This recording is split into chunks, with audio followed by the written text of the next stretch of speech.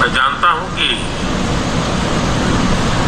दिल्लीमा जन्तर मन्तरमा भइरहेको प्रोटेस्टलाई लिएर मोदीजीले राति 12 बजी एउटा रिल्स हाल्नुभएको छ। जो स्टुडेन्टको माग थियो त्यो पुरा गर्नुको लागि भोलि बिहान नरेन्द्र प्रधानको रिजाइन हुनु आँटेको छ जस्तो लाग्दैछ कुरा सुनेर मोदीजीको। किनकि यो स्टुडेन्टको मुद्दालाई लिएर अरू पार्टी घुसेर देशमा नै ठुलो दङ्गा होला जस्तो बनाइसकेका थियो। मोदीजीले यो मान राखिदिनु हो भने धर्मेन्द्र प्रधानको इस्तिफा भयो भनेर जो स्टुडेन्टको माग थियो त्यो पुरा गर्नु हो भने कोक्रोच जनता पार्टीको के हाल हुन्छ थाहा छैन। तर कोक्रोच जनता पार्टीमा आएर घुसेर देशलाई नै दङ्गा बनाइदिइसकेका छन्। जो कि बाहिरको मान्छे आएर किनकि स्टुडेन्ट त प्रोटेस्ट गर्नुभएको छ तर स्टुडेन्टमा त्यहाँ को सामेल भएको छ त्यसले गर्दा यति दङ्गा भएको छ कि अहिले देशमा थाहै छैन यति हङ्गामा भइसकेको छ। र फाइनली मोदीजीले यो अपिल गर्नुभएको छ कि भोलि राम्रो खबर सुन्न पाइन्छ र यसको लागि सबैलाई नै इन्तजार छ। र यो भन्दा पनि दुःखको खबर त हाम्रै आसाममा चलिरहेछ। अप्पर आसाम पुरा डुबाइरहेछ। तपाईँहरू सबैले देख्नुभएको होला। त्यसको विषयमा मैले एउटा यहाँ भिडियो बनाएको छु त्यो लिङ्क गरेर हेर्न सक्नुहुन्छ।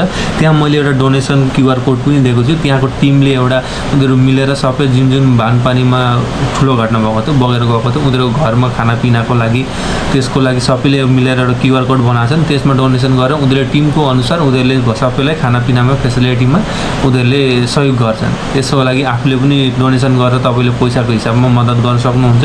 यहाँ छ भिडियोको लिङ्क गरेर राम्ररी हेरेर बुझेर जति सक्दो डोनेसन गर्न सक्नुहुन्छ। अहिलेको लागि चाहिँ यति नै। धेरै धेरै धन्यवाद।